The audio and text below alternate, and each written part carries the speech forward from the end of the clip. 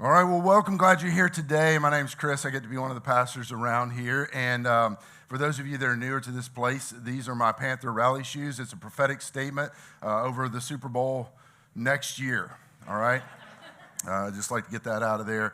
Some of you have been haters. It's all right. Hey, you just got to learn this is the city you're in, and we have a unique relationship with professional sports here, but it's our city, and we're sticking with it. Hopefully you are too. Hey, we are certainly glad that you're here. There's devastation in our world. I know you guys know that. I have a friend that leads a church in Malibu, which about 99 times out of 100, we're like, seriously, dude, that's a real hard gig in Malibu. But actually today and this season for all of our friends in LA and all the way through the coast and all, there's so much happening. And so just keep praying for them. There will be things practically that we can do to help as well. But even I think about my friend that's leading that church. The ones that are leading, they're supposed to be in a space to help, but they're devastated as well. And so sometimes the helpers can't even help. And we've partnered with Convoy of Hope in a couple of the last disasters. We'll do that again. And they're some of the first boots on the ground and do incredible work. But I know many of you in this room have connections to someone that has been affected. And so we're thinking of you, thinking of them in that as well. We kicked off this series last week called A Better Question. And I introduced or reintroduced perhaps for some of you a question that I think is a better question than the normal like New Year's resolution, like get the new year started kind of question, which are usually like, what should I do about me? Like you might not say it that way, but like these are, and they're not bad. It's not a bad question, this normal kind of resolution thing, but we just think perhaps there's a better one. The normal resolutions are about a better me, right? They're like, how do I get skinnier, fitter, how do I get healthier, richer, something needs to change in my life. And so we make resolutions, but we said last week that perhaps there's a better question, and I believe it is a better question, which is this: what breaks your heart? And what breaks your heart? Now, let me just, full transparency, as a pastor, I've been doing this for a long time, and here's what I know. Like, most of the time when I preach a message, people maybe think about it in the moment, maybe they mentally agree and nod, or mentally disagree and shake their head, and they think about it, but, for a few seconds. But usually by the end of lunch, people have forgotten about my sermon and moved on about their day. In fact, they forgot that they even had a pastor or church, right, by the end of lunch, and it's okay. I'm not offended by that, but every once in a while, some of you actually take it to heart. And apparently this last week I had quite a bit of that. I had a lot of you that said this question stirred with you. Like it was unsettling in some ways. It was clarifying in some ways. And some of you actually did some homework with it. I had one mom that reached out to me and said, hey, I actually took that question and I brought it to the lunch table and it became a part of our lunch conversation, to which I'll say, good job, Mom. That's a really good job. She said, so I asked this question to my family, like, hey, what's breaking your heart? And she said her college-age son waited for a second and then he answered this. He said, girls. All right, that's not how I thought my message was going to land, but like, hey, I'm just glad you guys are paying attention and working it out at home. So next week, Patrick, my friend, is going to preach on girls and heartbreak, all right? So come back for that. Part 3 is going to be stellar. But here's what you guys do know. Questions are powerful. Talked about this last week as well as I was starting, that there are questions that when they're landed, the right question at the right time with the right tone sometimes can change an atmosphere. It can change, like I had a leadership coach one time that led the entire journey by questions. The right questions at the right time would make me go introspective or really diagnose a situation. The right kind of question can lead an organization. I think the right kind of question at the right time can lead a nation to head in the right kind of direction or address the right kind of things. Questions are incredibly powerful. In fact, we said last week, and this will be a review for some of them, that Jesus actually is recorded, Matthew, Mark, Luke, and John, the historical accounts, he's recorded asking 307 questions. But then when you look on the other side of it, he only directly, now he may have ended around some questions and eventually got there, but he only directly, at least in our record, answered 3 questions. In other words, the one person who actually had all the answers. I would argue the one person who actually is the answer to all the things in life is the one person who chose to step back and not answer the questions, but instead ask them. One of the most prolific, perhaps the most prolific question asker in human history. And I think that's interesting. I think there's something in that for us to learn. Like as parents, as individuals, as someone that's in a dating relationship, the power of questions. One of the things that I think should not be overlooked is that one of the first recorded interactions between God and man actually revolves around a question. You got Adam and Eve in the garden. God gives them one thing that they're supposed to not do. They do, of course, just like our kids, they do the one thing they're not supposed to do. And then immediately they feel a sense of guilt and shame. And it started the cycle that moves to this day where we feel guilt and shame. It broke the relationship between a perfect God and these innocent people that were no longer innocent. And this is really good. Some of you need to hear this. Maybe this is the whole package that you need for the day. God did not enter the garden looking to condemn them. He did enter the garden, but he entered the garden looking immediately for restoration. It's a beautiful picture. But as he enters the garden looking for Adam and Eve that he knows have disobeyed and are now living in guilt and shame, he asks the question, where are you? Where are you? He's God.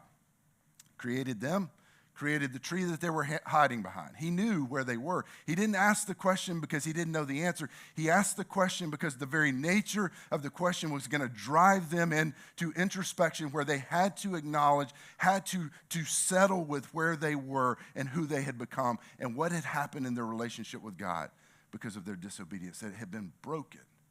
The power of a question. Years ago, I started introducing into any of my team that would directly report to me. I flipped the paradigm. And like some of you, like if you're type A or if you just like, you're a list taker, like if you come in or you're a boss, you come in, you have like things like, hey, we need to work on this, this, and this. And I always had a list in my back pocket. But I flipped the script many years ago and I would lead off in one-on-ones. And I don't know where I learned this or where I picked this up. But instead of making a statement, I would pull back and say, hey, if you were in charge of you, if you were the boss of you, what are a couple of things that you would tell you, man, you're doing great, keep up the good work? And what are a couple of things where you'd say, hey, we need to work on this area a little bit?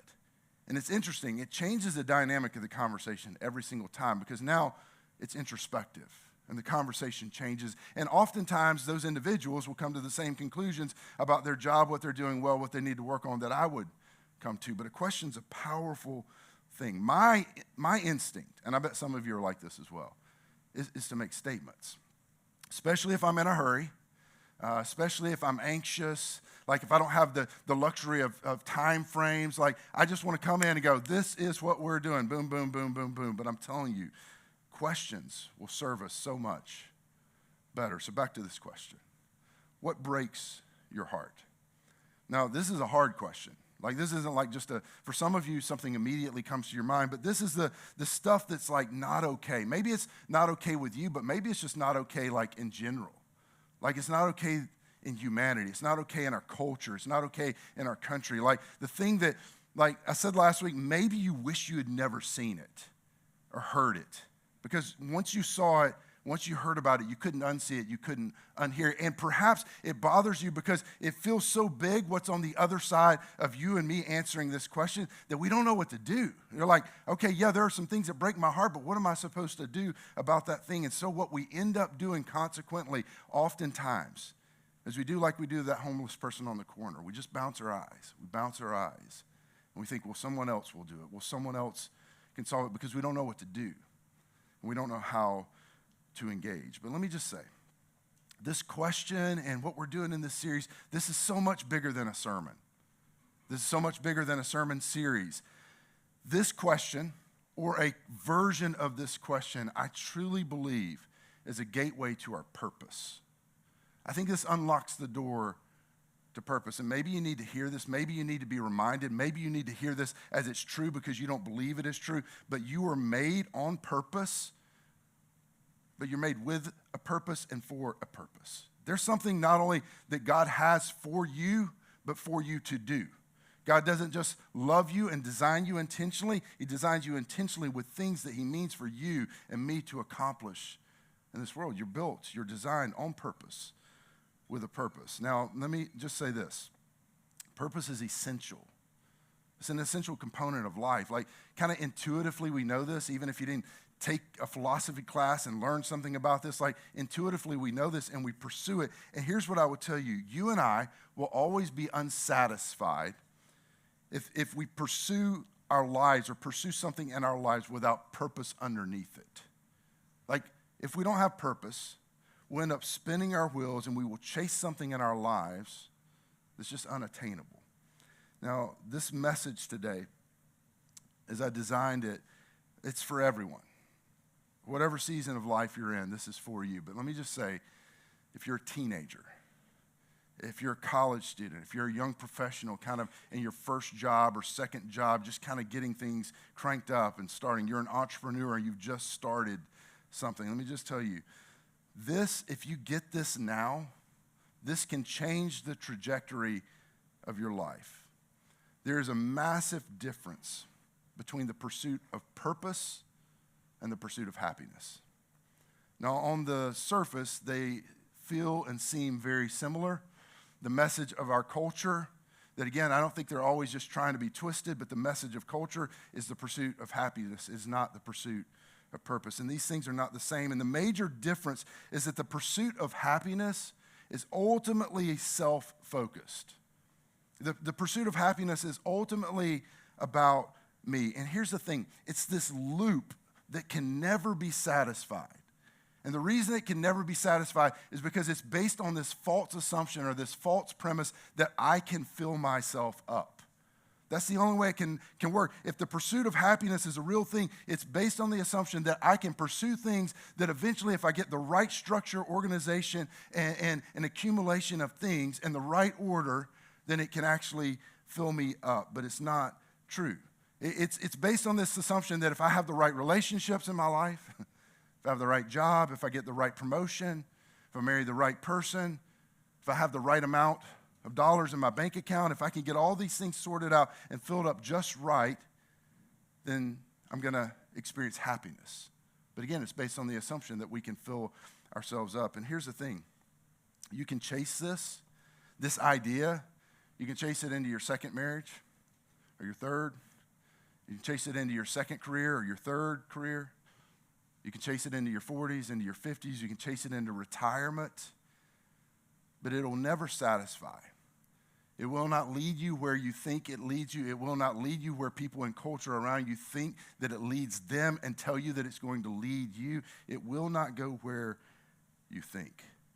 I love how Andy Stanley says this is the best summary of this idea of anybody I've ever heard. He says that being consumed with you will ultimately consume you. He goes on to say this, that when your life becomes about filling yourself up, this idea of the happiness pursuit, which I think many of us are on and we don't even know we're on it. He continues, he says this, he says, we will use ourselves up trying to fill ourselves up.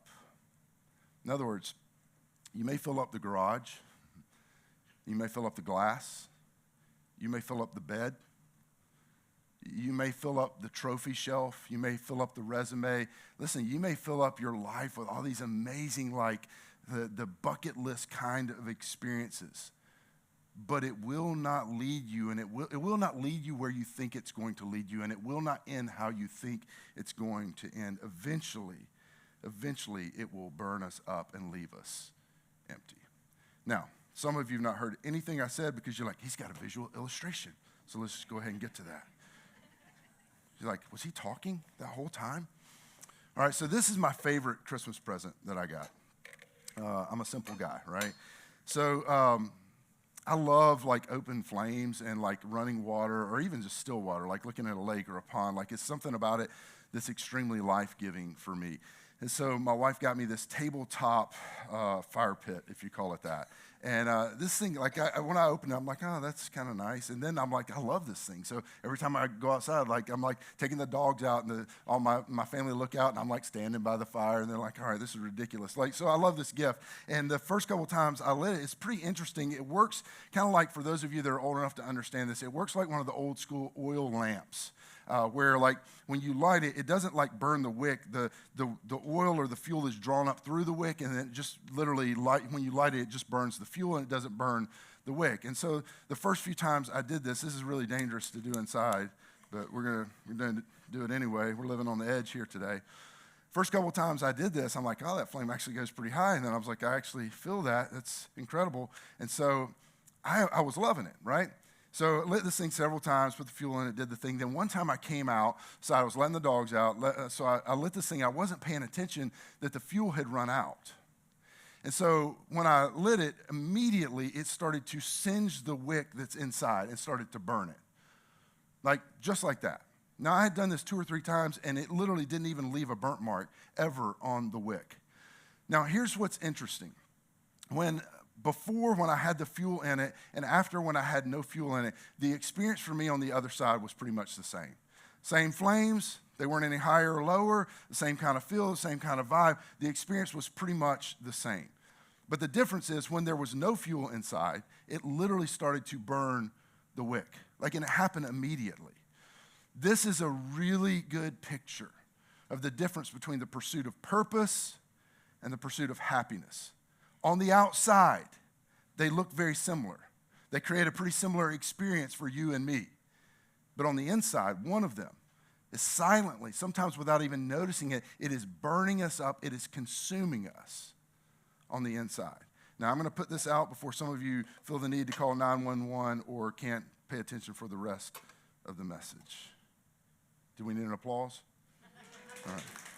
I have very few gifts and skills, so I need to create applause for them when something amazing happens. It's interesting when I think about this, Jesus teaches very clearly that the pursuit of purpose is almost opposite in every way to the pursuit of happiness. And the interesting thing is our culture, and I'm not vilifying culture, I'm just stating what is. Our culture oftentimes measures things in terms of the pursuit of happiness, not the pursuit of purpose. In fact, I would say it this way, Jesus oftentimes is opposite. He talks about filling. He talks about how filling is achieved through emptying. If you want to fill yourself up, you got to empty yourself out. No one else tells you that. That's opposite of most of what we hear. He tells us that gaining is achieved through giving. If you want to gain something, you give something. You don't accumulate it, you give it away. That's opposite. This is how Jesus framed much of what his kingdom was about and how his life was to be lived and the Jesus way was to be lived. He said that winning is achieved through losing. There is no type A competitive person that lives in this culture that likes hearing that. He said, hey, there is a version of you choosing to lose in certain ways at certain times that actually postures us to win. And I want to focus on all of those, but particularly on the last one a little bit today. I want to say this, that following Jesus, and if I could just frame it this way, that say, following Jesus, if you think of that as purpose, because I believe it is, that when we follow Jesus, it's a direct line to our purpose, but following Jesus or purpose is about self-denial. It is not about self-improvement. This is not an anti-self-improvement thing. I think you should have goals. I think you should have New Year's resolutions. I think you should do self-improvement, but what I would say is following Jesus is not about self-improvement. Jesus and let's do some good things. It's about self-denial, and that's a very different thing. The result, when we do this, and many of us won't, but when we deny ourselves, when we start to embrace this opposite way that Jesus talks about, the result is that we get happiness and purpose. You get both. God's not against happiness. He would just say, though, when we get this flipped and we start to pursue happiness, we end up with neither. We end up not having purpose, and we end up with a life that eventually consumes us and burns us up because it's not how we were designed to function. But if we pursue this life of self-denial, this life of emptying ourselves and giving ourselves away, what ends up happening is we actually get both.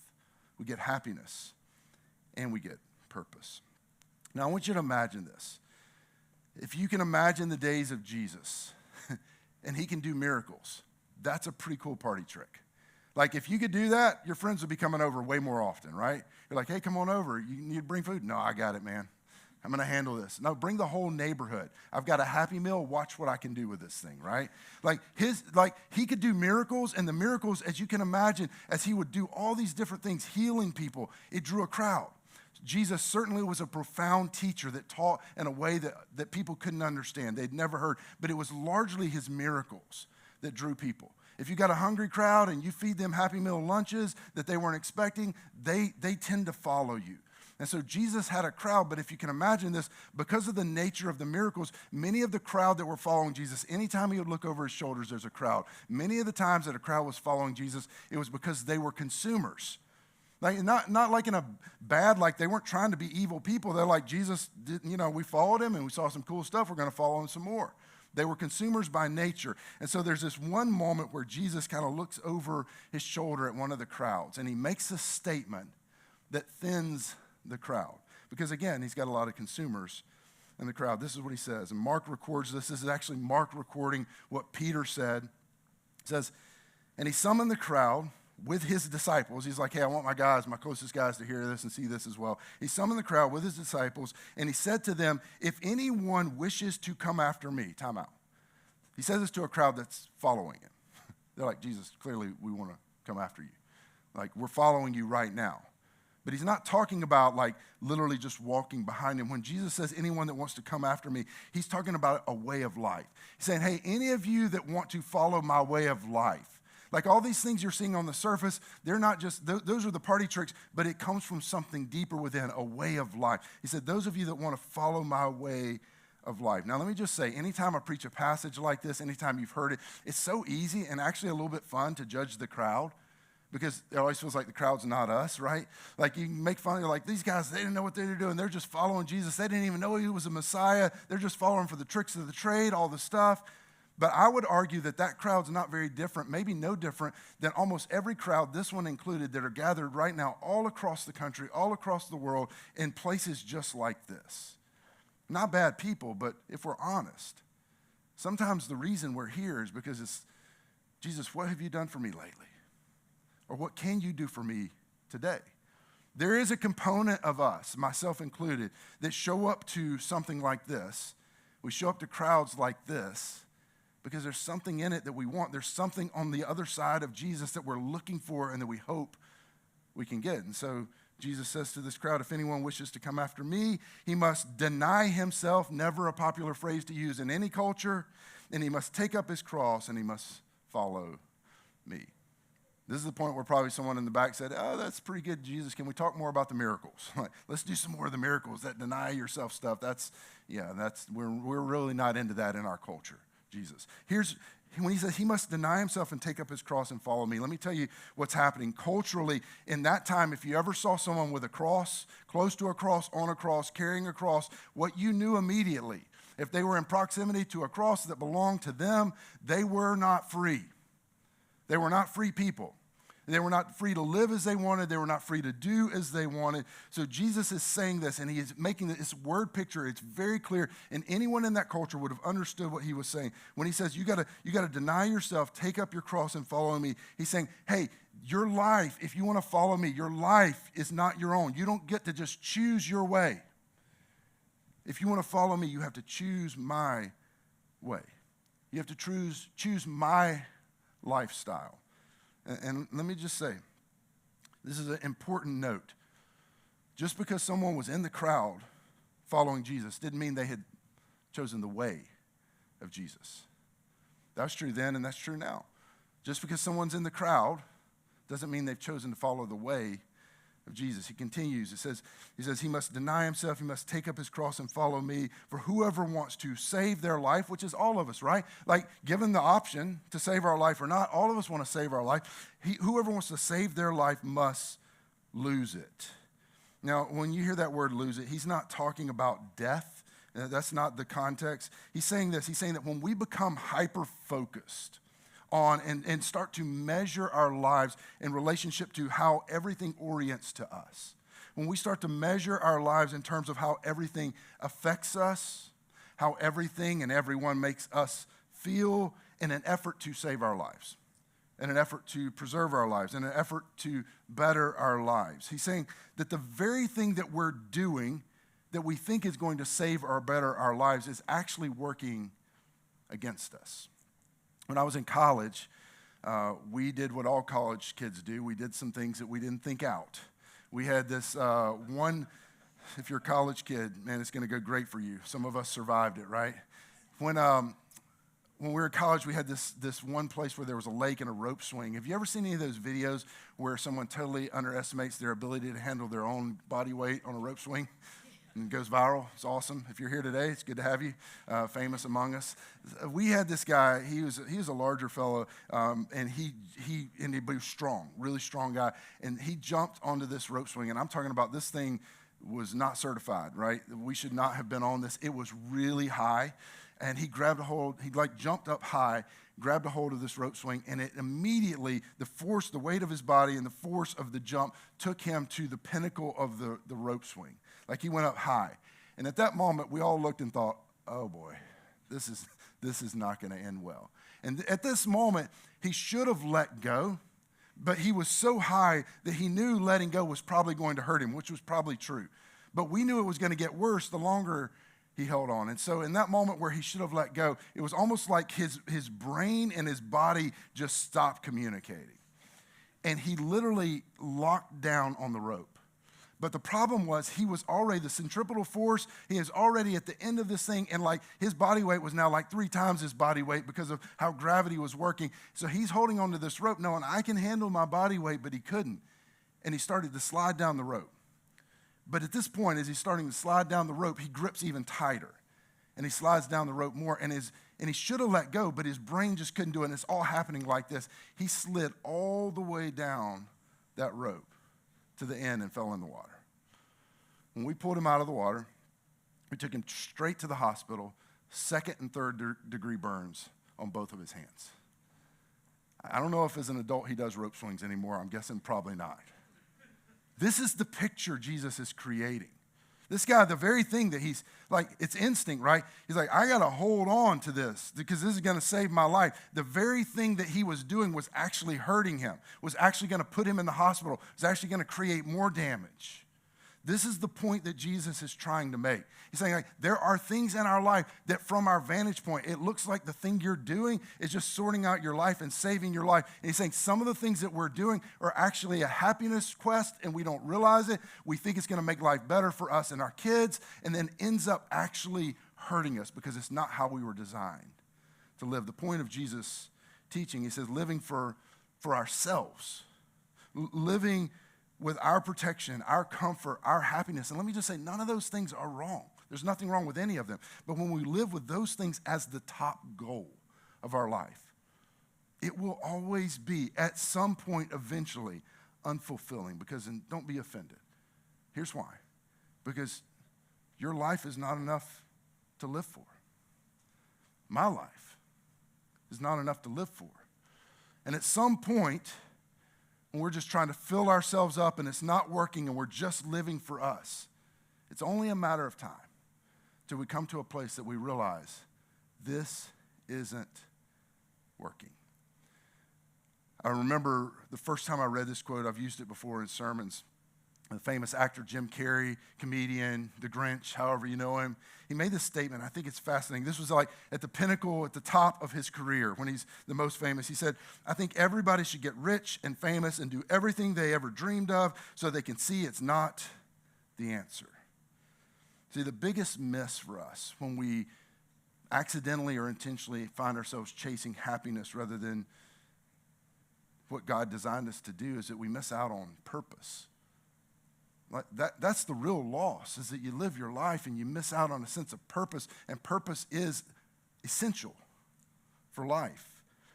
Again, people consumed with themselves will eventually consume themselves. Let me just tell you something about your design and my design. We're designed to be givers. We're designed to be contributors by God's design. When you and I start to live consistent with our design, here's what's interesting. Even people that don't believe there is a designer, when they start to live consistent with their design, they will find a greater sense of purpose. Not ultimate purpose, but it'll move in that direction. Let me just say, if we don't, like if we continue to pursue happiness, like we will get burned. With purpose, you'll enjoy the fire and it will never consume you. This is one of the biggest reasons that I want every single person that I know, that my wife and I have made our lives about this. Every person that I know, and if you're here today and you're not a follower of Jesus, I want you to be one. Not just so you can go to heaven one day, that's a pretty big deal, but because I don't believe there's full purpose without it. And when you start to run in rhythm with your creator, your designer, because you have a design and there is a designer, when you begin to live in relationship with that designer, it brings purpose to your life.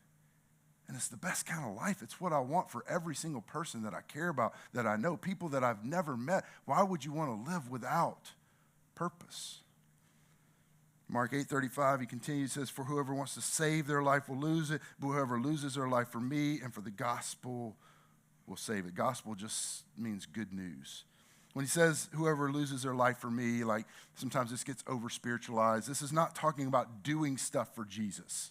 Whoever loses their life for me, we're going to do nothing. Everything's going to be Jesus. He's saying this. He's talking about embracing the way of Jesus. When he says this, he's talking about embracing, like in other words, when he says losing life, he literally means anyone who chooses to, this is what Jesus is saying, anyone who chooses to live their life like me, how I live my life, which begs the question, how did Jesus live his life? What does it look like to live like me, live like Jesus? Matthew records this, Jesus saying, the Son of Man, talking about Jesus, did not come, if you want to know how he lived, he did not come to be served, but to serve. That's countercultural. He came to give his life as a ransom for many. I find the greatest irony in this. The one person ever to live on the planet who could have actually made it about him and it would have been okay, chose not to. The one person who would have been, it would have made sense for people to give up their lives for him. Instead, he chose, no, I'm going to give up my life for you. This is the rhythm. This is the way of Jesus. It was about giving himself away. Is this counterintuitive? Yes. Is it worth it? Absolutely.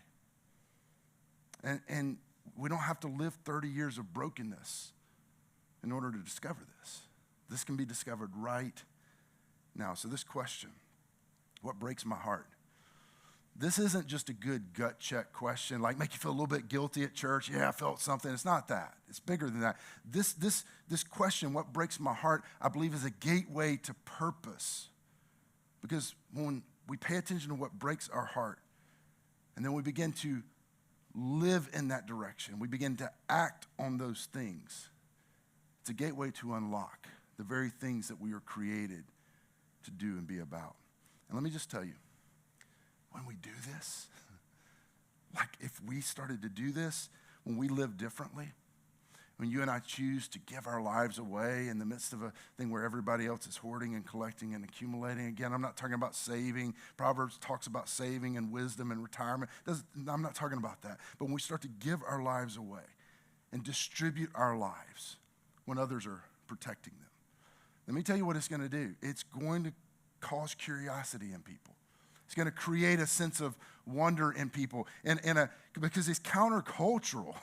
Like in a culture that is like, this is my life. You do you, man. You take care of you. Get likes, get followers, get your brand going. Make sure you're getting your royalties, man. They're using your words. You're getting your royalties in a world that is all about you do you. Then all of a sudden, when you look out and you distribute your life and you give away credit and you give away your life, it will be countercultural. And when, not if, when people take notice, we get to redirect the attention to our Father in heaven. They're like, why are you doing that? Because Jesus did it. Why are you doing that? That's what God did for me through Jesus. Why are you living like that? Because that's how Jesus lived, and it's a better way of life, and I found purpose in it. John Tyson's one of my favorite current pastors. He's a guy and pastors a church in New York, and he has this quote that I wrote in my notes many years ago. He said, live in a way that provokes questions to which the only answer is Jesus. Why? Why are you acting like that? Why are you doing that? Why are you like that with your spouse? Why are you like that in the dating relationship? Why are you so generous? Why? Jesus. It's the way of Jesus. If I could summarize all of this, perhaps a decent way to say this is empty is full. Man, you want to live a full life? Empty yourself out. Test me. Don't test me, test Jesus. So this is the pathway to life. Listen, when we chase personal happiness, eventually it'll consume you. It's a different life. When you find yourself in the rhythm of what outsourcing and crowdsourcing, how you chase and pursue happiness, eventually it will consume you. But when you find the rhythm of purpose, when you start to empty yourself into the lives of others, something different is going to happen. Listen, if the things that concern you the most, if the things that concern me the most, the things that get all of your dollars, all of your time, all of your strategy, all of your Excel spreadsheets, all of your vision are about you, if they're about me, then eventually we're going to be consumed.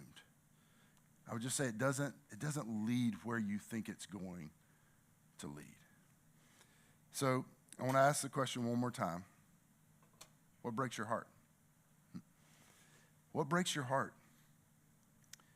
Is it possible that you and I, somewhere along the way, realizing it or maybe not realizing it, got on a happiness pursuit instead of a pursuit of purpose?